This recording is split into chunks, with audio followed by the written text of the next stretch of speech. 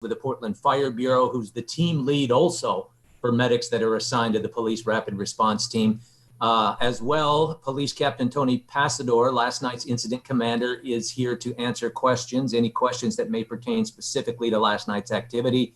Time is short, so let's get right to it. And we're going to start with Mayor Ted Wheeler. Mayor.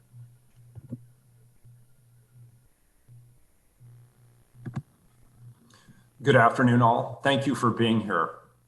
I have not been doing daily press conferences about ongoing demonstration activity for quite some time because your obligation and mine is to elevate the Black Lives Matter movement, the priorities of Portland's Black community, and the reform actions that are already underway and coming up to transform our police system, our criminal justice system, and the institutions across our country that are holding back Black Americans.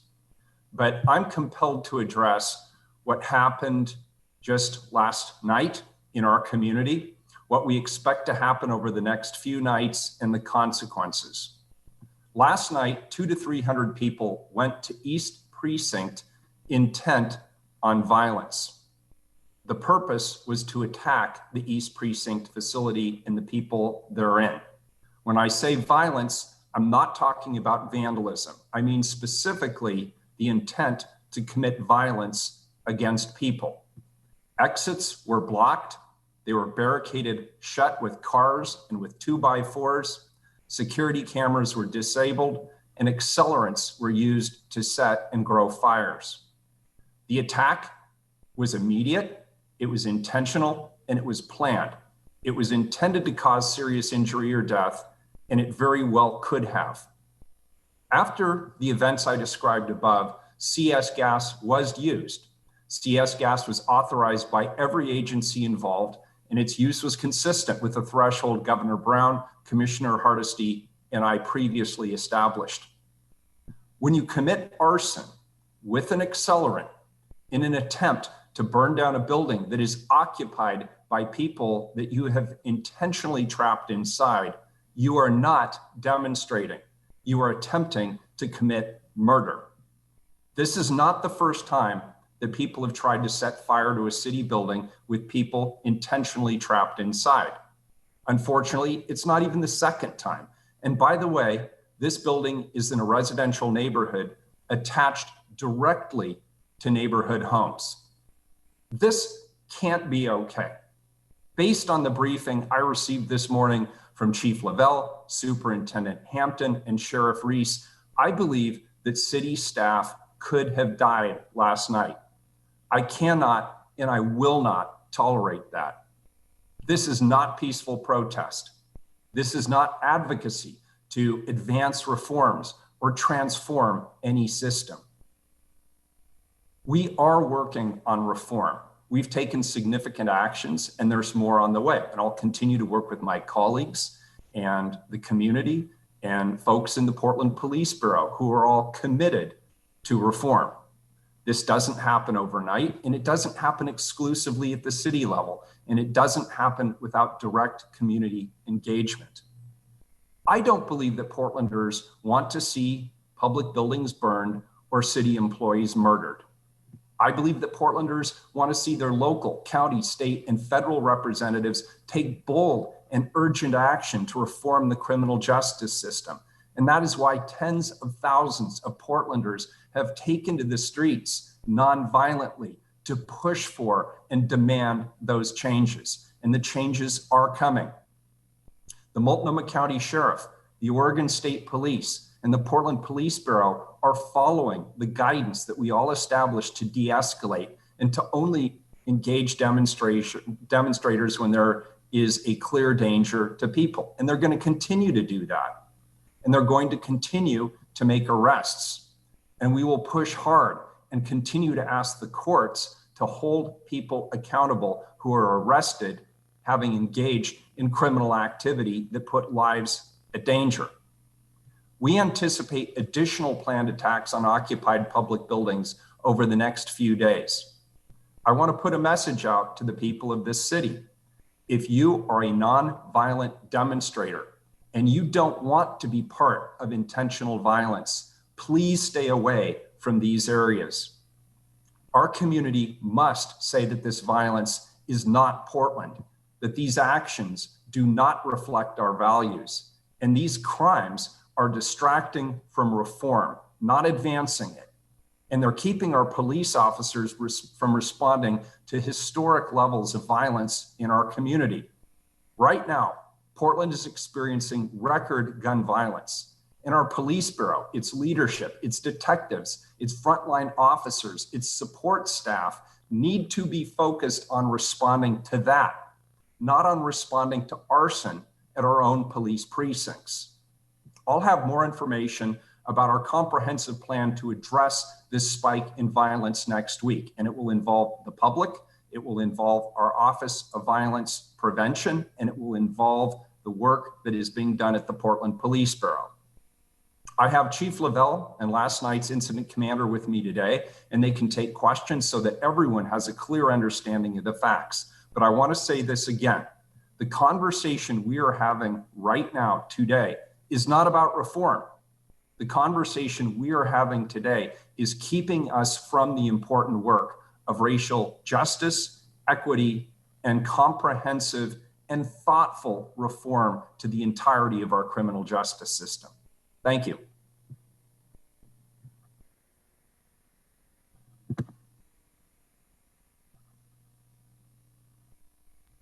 Chief Lovell, go ahead.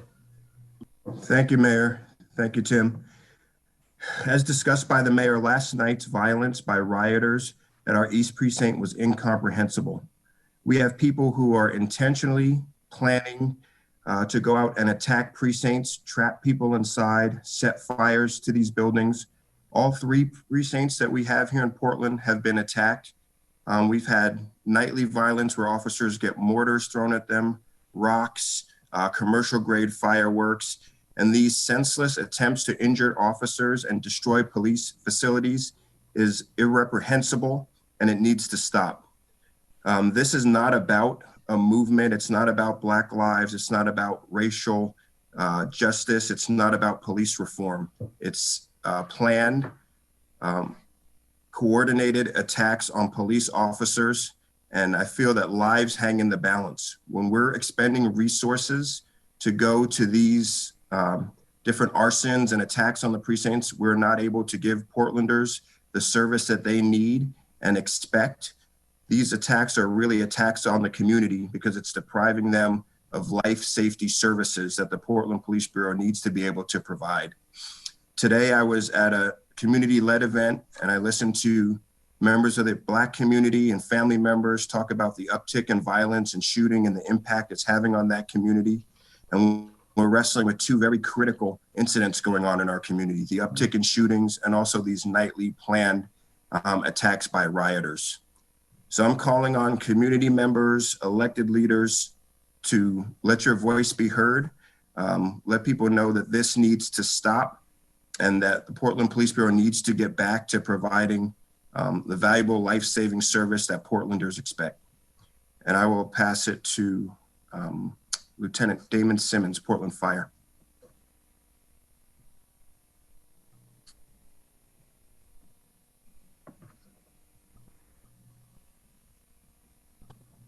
Damon, you have to unmute yourself. Thank you. Okay.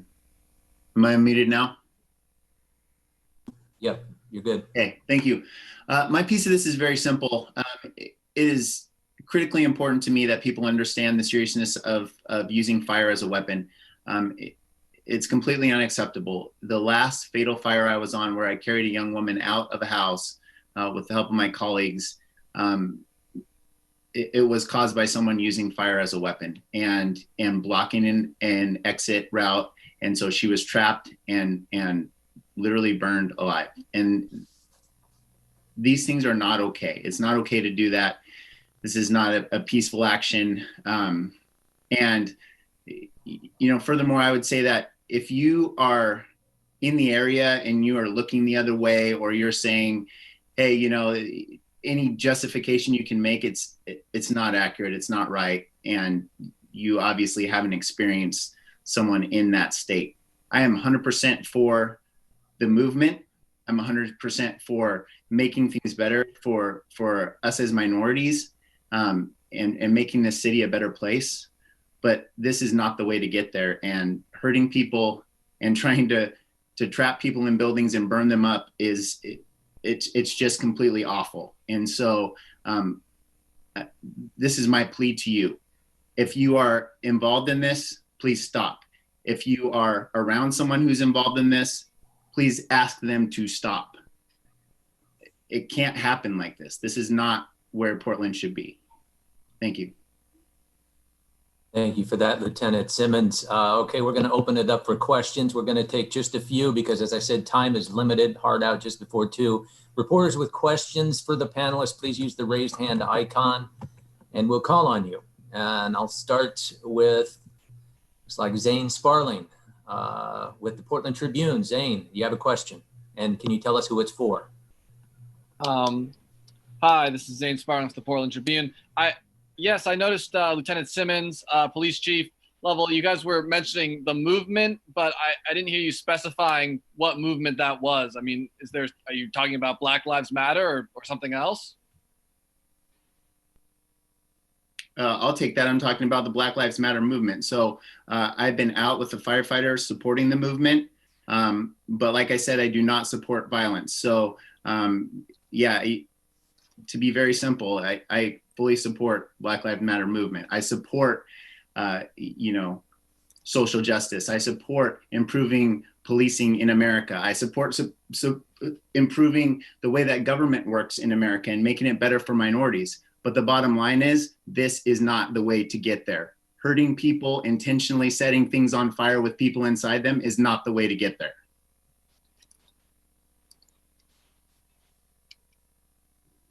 Okay.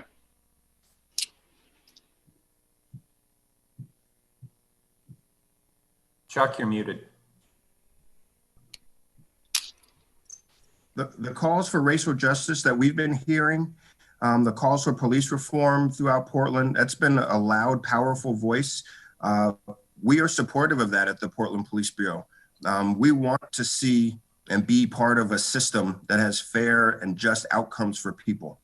But injuring police officers, burning down buildings, undertaking clear, coordinated planned attacks on people and facilities and destruction and harm to businesses is not the way to get there.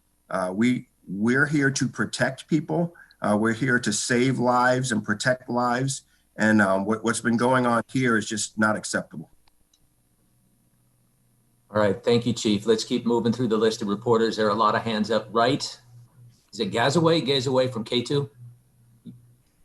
Yeah, Gazaway. Thank you so much. Both my questions are for the mayor. This morning at that community event, one of the speakers said to you and any other city leaders who believe there is not a problem with gang violence just to look at the numbers in July. So, Mr. Mayor, do you believe there is a gang violence problem here in Portland? Yes, I do. I believe there is a gun violence problem in the city of Portland generally. And I also believe there is some gang-related gun violence in the city. All of it has the same net impact, which is in July, we saw record numbers of people in our community dying as a result of gun violence. And it's critically important that we get on that business. And we're already in the process of putting together a strategy. We're working with the community. We're working with our Office of Violence Prevention. And by the way, I will be seeking additional resources in the city budget in the fall bump for that purpose. And of course, we're going to continue to work with the men and the women in the Portland Police Bureau. A quick follow on that. You just mentioned money. You guys cut the gun violence reduction team. I asked the police chief if he felt like there needed to be some sort of a team to address gun violence. He says he's having those discussions with you. Do you believe there needs to be some sort of team that focuses on gun violence specifically in some capacity? I absolutely do. And there were critical components of the GVRT that should be retained. Obviously, the investigative aspects of that, the community relationship piece is really important. And that's in part what this morning's press conference was about in terms of how do we strengthen and even expand the net of communications and coordination and support that we have with the community. And that can all be done through the Office of Gun Violence Prevention. We did not actually lay off the police officers who were engaged in those activities. And we need to talk to the police bureau about how we are going to best support the efforts around gun violence reduction within the Portland Police Bureau. I am working with the chief and others in the Bureau to come up with what we believe is a workable plan that we can implement immediately. Thank you. Right, thank you for that. Let's keep moving down the line. Lisa Balick, Coin TV. You have a question. Who's it for? Yes, hi, thank you. Quick question for the mayor, just a follow-up on the GVRT. When you say it's going to happen quickly, the community members today didn't seem to be aware that there was anything that's being done. How quickly will something be in place? Yeah, I actually wanted to have a press conference yesterday or today related to this. We weren't quite ready for prime time. Obviously, we didn't want to step on the toes of the community partners who are having their press conference today. And of course, last night's violence necessitated that I talk about this issue and focus on this issue today. But as early as next week, possibly as early as Monday, we'll be holding a press conference or some sort of a notification to the press about our plans. We're already working hard to follow up on the investigative side around the gun violence that we're already seeing. We already have community partners who are working hard to help de-escalate and reduce the tension in the community, but clearly we need a more focused and a more comprehensive approach. All right, thank you, Lisa, for that. And anybody have questions? Let's continue along. We want questions about last night's demonstrations as well. Everton Bailey, go ahead. Who would you like to speak with? Thanks for taking my question. So my question, I have two questions. I'll try to make them quick. My first question is for Chief Lovell. I was hoping you could elaborate on the people who were trapped last night in East Precinct. If you could say how many people were inside and can elaborate on the building itself. If this is a building that only has one exit or multiple exits, as well as North Precinct. Maybe the captain can address that as well, the incident commander from last night. Chief, what do you think? You're muted. A little bit of information about the structure of the building, and then I'll pass it to Captain Passador. But that building has a big roll-up door on one end for vehicles in a parking lot. It has a front door and it has a side door. And those are the only egress points out of that building. Should a fire get started in that building, there are very few avenues for people to escape, which makes the events that took place last night even that much more troubling. And I'll let Captain Passador speak to exactly what the makeup was of the people inside. Yeah, thank you, Chief. I'd also like to add that when it comes to the protests from last night, that the announcement that went out to the public to attend announced this as a direct action, no cops, no prisons, total abolition. And I think that sets the tone of what last night was. And I don't want people to get confused to think that this was something related to Black Lives Matter. I've been the incident commander for 24 nights out of the 70 plus events. And I've seen amazing protesting going on in the city of Portland where people gather together. Matter of fact, there was a protest last night where people spoke on that topic at the Justice Center, and there wasn't a single police resources needed there. And there was one the night before, and not a single police resource was needed. It was peaceful. They spoke about topics and concerns that concern the community that they want the community leaders to hear, and they're making progress. And that's the way it's supposed to be. But last night, within the first 7 minutes of this group showing up at the precinct, East Precinct, they had tore off the protective boards that cover the facility because of the condition that the city is in with people displaying violent acts towards the police in the facilities. They took the boards and they put them between the handles of the door to lock the people inside. They piled those boards up against the building and they used accelerants to light it on fire. Prior to doing that, they disabled all the security cameras and they shined green lasers in the lights of officers' eyes so we couldn't see what was going on. It's really difficult to speak on this topic when you understand how truly the men and women of this city that serve as the Portland Police Bureau members, how dedicated they are to the city. And every day they keep coming back.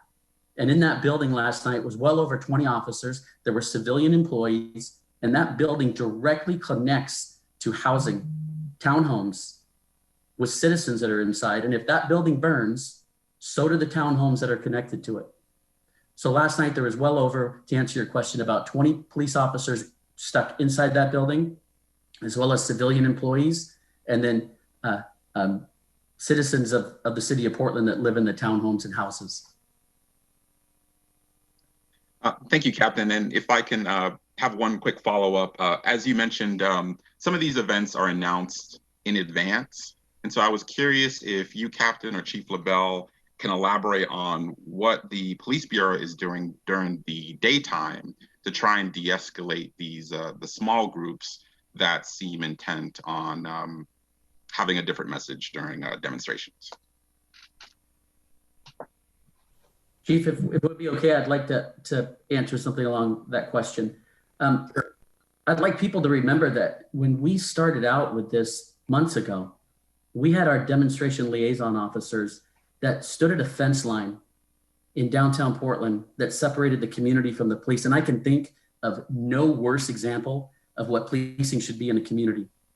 And then we had police officers that went out and engaged in conversation with that crowd, talking with them about concerns and issues. A lot of those police officers were minorities who've spoken publicly of their experiences and how difficult it was. And at the first part of these events, you saw that relationship building. And we, as the command staff in the Bureau, had plans to slowly move away that fence, slowly move away the barriers, keep the police officers out there, and have those good, healthy communications that we as an organization have had for years. But what happened was you started to see people who'd show up early, and they'd stand in front of the citizens who wanted to have healthy, honest conversations with police officers about their concerns. And they'd drown them out, and they'd step in front of them, and they wouldn't let them talk. And they would hijack a movement that was making progress in this community until it became a point where now, as I explained last night, 7 minutes of a well-planned, organized tactic deployed to burn down a police facility and trap people inside. It has nothing to do with the movement. And we used our demonstration liaison officers to build those relationships, and we're trying to move back into that. We had police officers out there who are the best at building those relationships. But members of a different group that are set on different goals, they disrupted that, and they disrupted it intentionally. So we're still trying to build those relationships and have opportunities to have that type of communication on the lines in those events, so we can hear what people have to say in their concerns, and we can share in a good, healthy dialogue. Thank you, Captain Passador. We literally have about 4 or 5 minutes left. David Douglas, NBC News, do you have one quick question you can share and tell us who you would like to address it? Yes, I'll ask this question of the mayor. Mayor, and the previous questioner was asking a very similar question, but this has been going on in Portland now for some time, and I think it's pretty evident to anyone who's looking at these protests objectively that there are many different groups, as you all have noted, that make up these movements or protests, or in some cases actions that are leading to violence like last night. How do you bring an end to that movement? I know that's what you're pleading for, but are you connecting investigatively with the leaders of the Youth Liberation Front that issued the tweet yesterday that led to this action, et cetera? What else is going on to try to cool the temperature on some of this? Yeah, thank you for the question. I appreciate it, and I'll be as succinct as possible. First of all, we have supported nonviolent demonstration in the city of Portland. It has already led to historic changes in the way we view and the way we are reimagining policing in our community. As I said, it's not going to be a quick process. This is going to take quite some time. And we're going to have to work not only with the community and my colleagues on the Portland City Council, we'll have to work with the rest of the criminal justice system. And we'll continue to be in the game for the long term on that. And I would say that the nonviolent demonstrations have been very successful. in achieving their ends, which is racial justice and equity, elevating that conversation, seeking very specific reforms and investments in the community. Those are already underway here in the city of Portland. And we want to continue to work with the men and women of the Portland Police Bureau. They are very eager to get off of the front lines on these nightly activities, these nightly incidents where we're seeing continued violence and continued vandalism. They want to get about the work of reform, and they want to get about the work of reducing gun violence and criminal activity throughout the city of Portland. And the longer that our police officers have to stand there defending our own precinct buildings and adjacent housing, that is time that is taken away from our ability to work on the community reforms that we need to do, the trust building exercises that we need to complete in order to build that relationship with the community, and the work that we need to do to address the very real problem of gun violence. So that's the first part. The second part is holding people accountable. There's been a lot of talk, particularly in politically right-wing circles, that we have allowed criminal activity to take place, or we have willfully endorsed criminal activity. And I want to shut that down right now. That has never been true. It is not true now. We will continue to make arrests as our police officers can do so safely.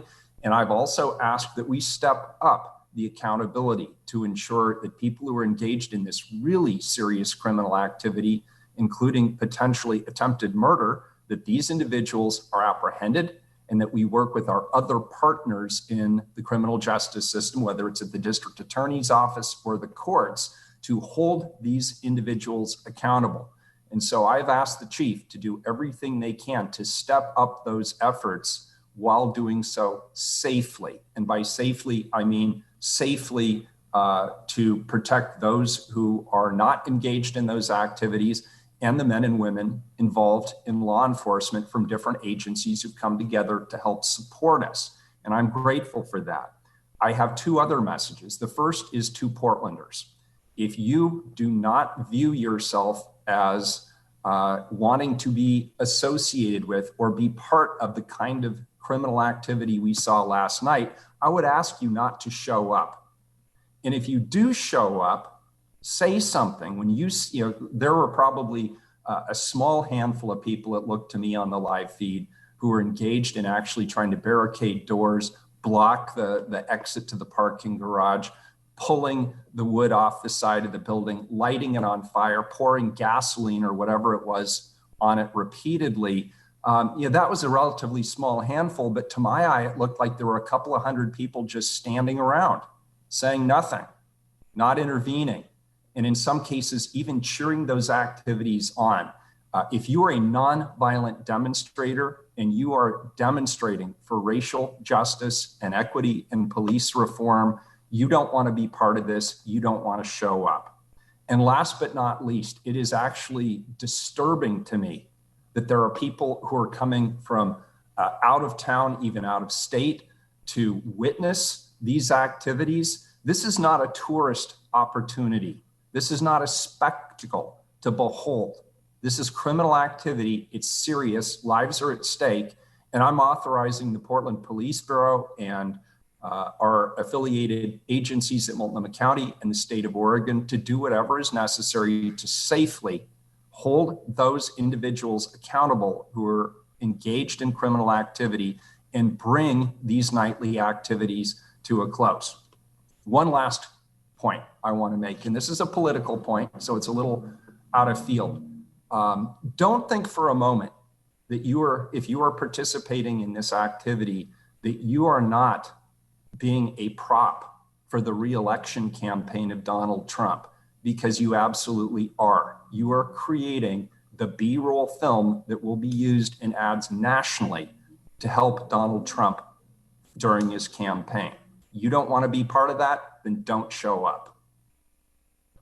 All right, thank you, Mayor Wheeler. Thank you, David Douglas. We're out of time. We're over time, actually. So I want to thank everybody for being here, for all the panelists that have joined us. Reporters, if you have any more questions, I apologize for not getting to the 2 or 3 hands that are still raised, but you can reach out to me and I'll try and get those questions answered for you. Thank you, everybody. Thank you.